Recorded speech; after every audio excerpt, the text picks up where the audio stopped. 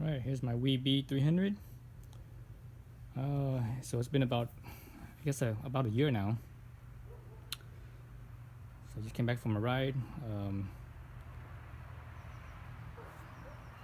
So far this year, this bike has been surprisingly really good. Fantastic bike.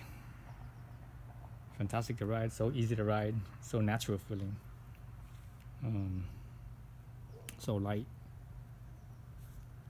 And I don't get tired riding this bike.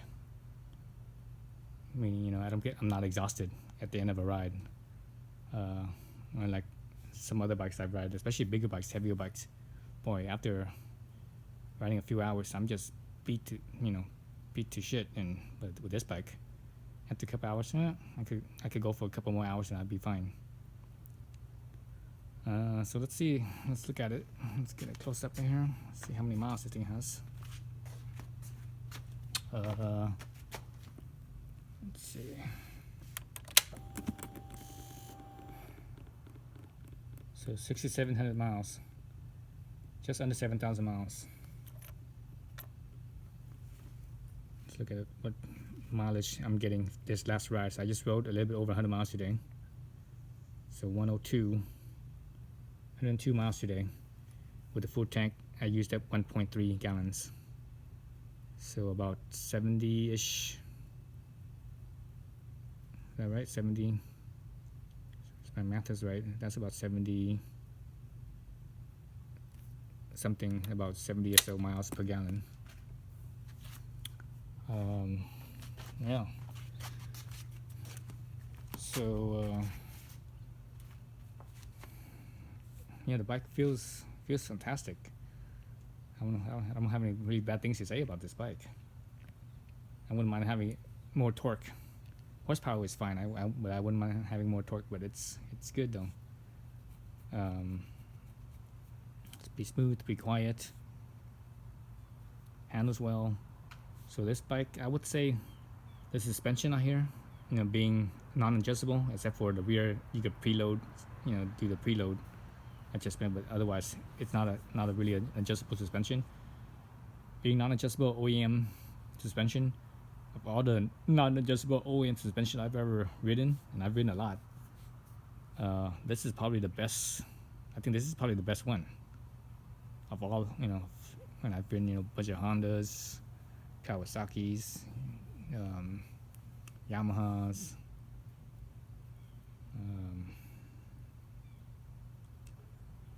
Suzuki, Triumph,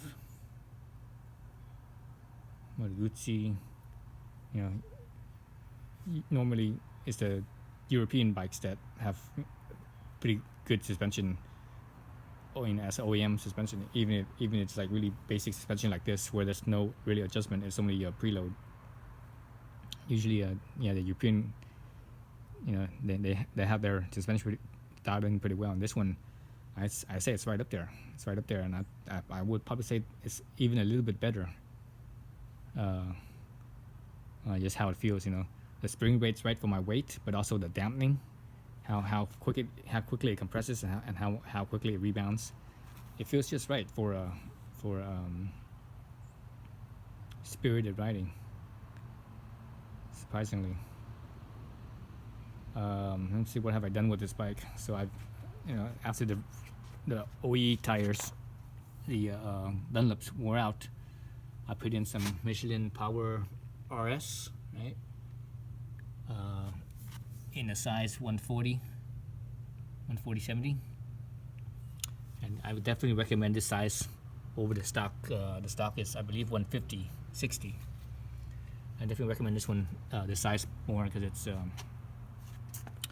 a bit narrower and also slightly taller. So that taller will give you a little bit more gearing, slightly, just barely a little bit taller gearing.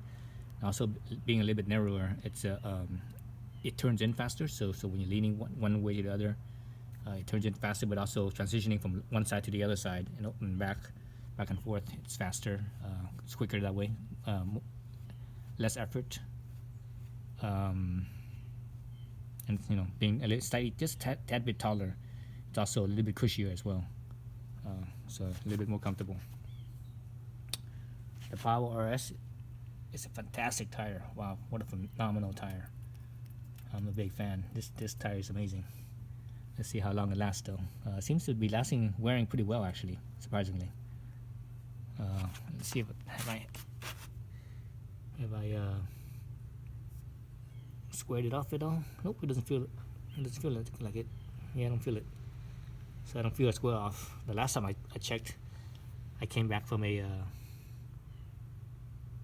where did I ride? I forgot where I rode. I came back from some long ride. Oh yeah, I remember. I came back from riding up the north coast, the Northern California coast, and when I came back, I could barely notice like a little bit of a squaring off. But I think since then I've been riding just basically just the mountains only. And I think it rounded back out again, so that's a good thing. Front tire.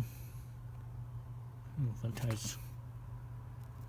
Interesting. Looks like this front tire is more worn out than the back tires. Yeah, my wear indicator right here. Let's see. Yeah, let's look at the back again. Where's the wear indicator in the back? The wear indicator's there. Man, the wear indicator here is pretty deep. So it looks like the front tire might be wearing out faster than the rear. That'd be the first. If that happens, that would be the first that I ever had a front tire wear out faster than the rear. Let's see. So that's one change I made. Other change I made, and this really helped too, is the foot pegs here. So these pegs are from. So this is a CB300R, right? So this foot peg here is from a CB650R, and the feelers here are from a 600RR, CBR 600R. Because the CB650R, the feelers are like that long, so it's actually too long. So I think what it is those foot pegs are actually higher up. That's why the feelers are longer. Whereas these foot pegs, I think they're a little bit lower down, so that's why they're a little bit shorter. Whereas the CBR 600RR, they're higher up, even though they have a short feelers. They're higher up, but because that's a super sport basically, it needs more clearance for the lean angle, so that's why it's higher up and it's shorter. Whereas the CB whatever R, CB650R is not a super sport, so peg position is a little bit different. So this really helped out. It's like it feels so much better. It's more comfortable. It actually has grip. I have a better feel for the bike. It's not a mushy feeling and kind of floaty with the stock rubber piece that slide around. It's that one feels kind of floaty, so less feel on your feet. So this one doesn't slip at all, even in the rain. When it's wet, it's still grippy. Unlike the stock one, the rubber. My boots, when this rubber stock rubber one, my boots, if it's wet between the two, between the bottom of the boot and the stock rubber pad, man, it's slippery. It's like you're stepping on an oil slick or something. Very slippery. Let's see. So tire change, size wise, foot pegs change. Other thing I changed is the mirrors. So I actually really like these mirrors. This is the first ride I've used them. So you see, if you look here, you see that it's within the it's about lined up with the end of the grip. So it's a little bit further in, so it gives me more clearance as far as lane splitting. Because the factory, the OE tires, I mean the OE mirrors, they are out about right here, about that far. Probably an inch or 2 inches past the handlebar weight. So they're probably about 3 inches or so past here, and it's a little bit harder to split lanes that way. So I really like these, and they work fine. These are from a Honda Rebel, the new Honda Rebel, not the old ones. So basically the Honda Rebel 300 and Honda Rebel 500, the new ones. Let's see. Other things I did with this bike is I lowered the triple clamp down the fork leg a little bit. So that way, basically, I raised the fork leg up a little bit. So that way, it gives me a little bit more. It makes the steering a little bit steeper, the head angle a little bit steeper, so it turns a little bit quicker that way. And that does help, along with the taller rear tire. slightly taller up on the back and slightly lower in the front. That will change the head tube angle so it steers faster. So I really like that, and it still feels very stable. It feels like it still feels very neutral, very natural feeling.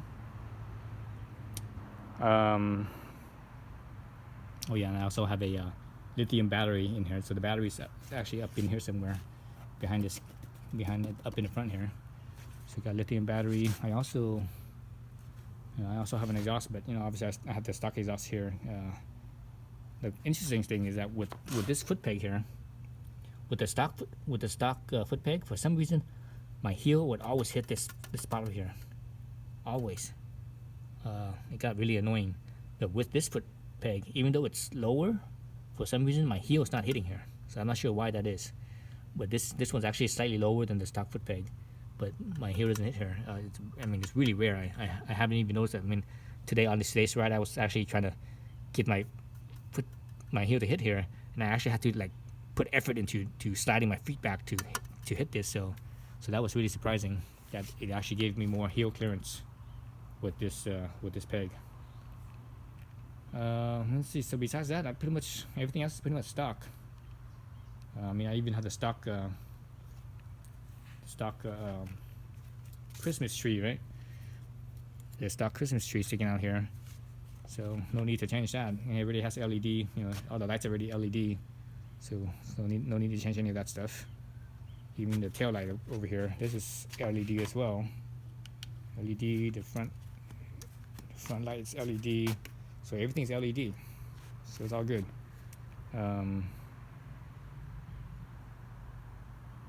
Yeah, what an amazing bike. This one's definitely a keeper. When I first bought this a year ago, I was telling myself, I think this is just going to be a temporary bike for, just kind of that I was going to keep for maybe a couple years only. But I think this is going to be a permanent keeper.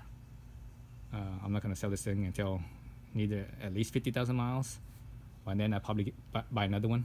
If I get to 50,000 miles on this one, I'll probably buy another one because I like it that much.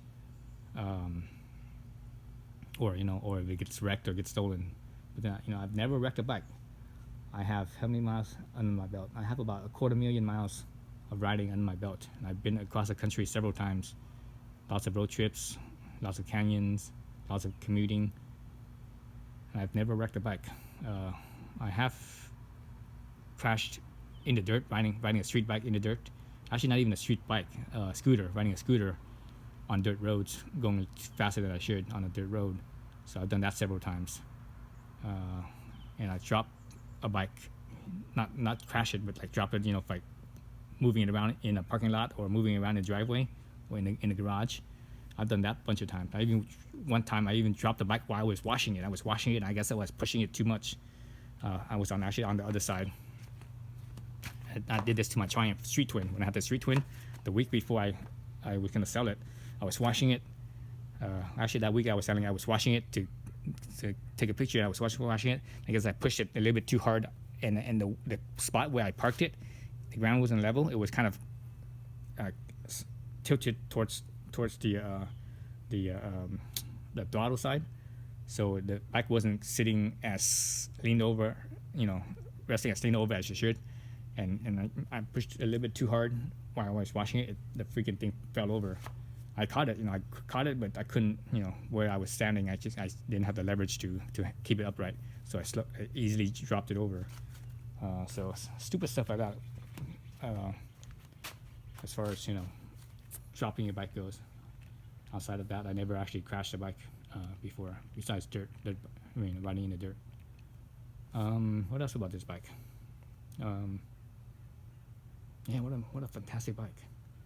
Everything feels good. I think one besides wanting more torque, one thing I don't like about these newer Hondas, and I don't know why Honda's been doing this the last few years, or more recently, I'd probably say the last 5 years or so, or close to 5 years now. So they changed their switch gears here with a shifter, the turn indicators, right? The turn indicators right here, and the horn. Traditionally, the horn is the first button. The horn is the first button, and usually above that is the indicator. Usually when you're using the indicator, you don't have to like get to it right away. You know, you usually when you're gonna change lanes and such or turn, you know ahead of time, so you could reach up higher and change switch the indicator light. But on a horn, usually you're not thinking ahead of time. Sometimes things just happen right right in front of you. So you need that split second to reach over real quick right here and honk the horn. But for some reason Honda flipped them, and even to this day, I'm not used to this where 2R. So now that all, let's see, three of my Hondas now are like this, because 3 of them are new. So it's indicator on the bottom and the horn on top. So that always gets me. So sometimes I want to hit the horn. I'm like, oh, what the heck? What's my horn? No, I was up here. Or sometimes I'm like, oh, I want to change gears. I push up here and I'm trying to change gear or change the signal. I'm like, and then it honks. I'm like, God dang it. So that gets me. But on my older Honda, my scooter, it's still the old way where the bottom is the horn and the top is the turn signal. I totally forgot about this. I guess this is a European thing right here. So this is the passing. Right? Instead of you flipping the high beam and low beam, because going over this is kind of slow, right? It's faster just to reach over here and do that. I always forget it has this on here. So I wonder if this new standard here is a European thing. It's neither a European thing, or if it's not a European thing, then maybe it's a Japanese thing, or in Asia they might have the standard, whereas in the US we don't have a set standard for where the signal and the turn is. Because, like, for example, a Harley, on a lot of Harleys, you have turn signal on both sides. So on the left side, you just push the button, it's a left turn signal. Then on the right side, there's some kind of button somewhere, and you push it, and that's the right side turn signal. So that's not standardized. Whereas, for example, the gear shifter, that's been standardized since the 70s in the US. But I don't think the turn signal indicator is standardized, or the horn either. The horn, I guess the horn, as long as it's on the left side of the controls, is all right. But yeah. What else? So now I wish this thing had I wish it had an air temperature gauge. So it has a timer, which is cool. I definitely like the clock. It also has a stopwatch too. Like, let me see, trip A, trip B. Then it actually has hour, meters, hour, minute, second. So basically how long you've been riding. Essentially, it's like a stopwatch. So how long you've been riding. That's kind of cool. I never use it, but it's kind of cool. So I wish it had like an actual air temperature gauge sensor.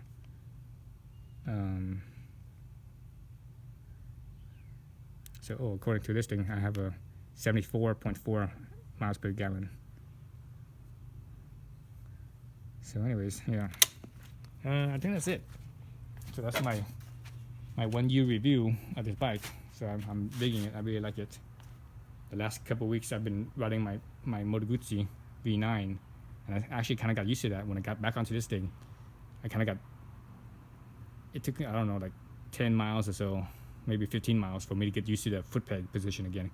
I was so used to the mid control instead of being underneath you.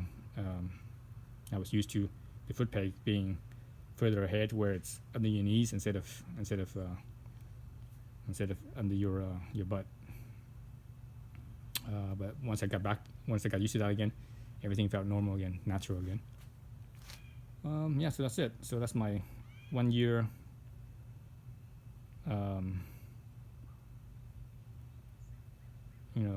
review of this. So once these Michelin Power RS wears out, I have a pair of Bridgestone, God, what were they called? S22s. So I have a set ready to go. But these I think it's gonna be a while before these wear out. My last set, the first set, basically the OE tires, I think those ones lasted. Man, how long did those last? was it 1,000 miles ago? 5,500 miles, I think, something like that. I forget now. I think I talked about that in previous videos. Anyways, so thanks for watching.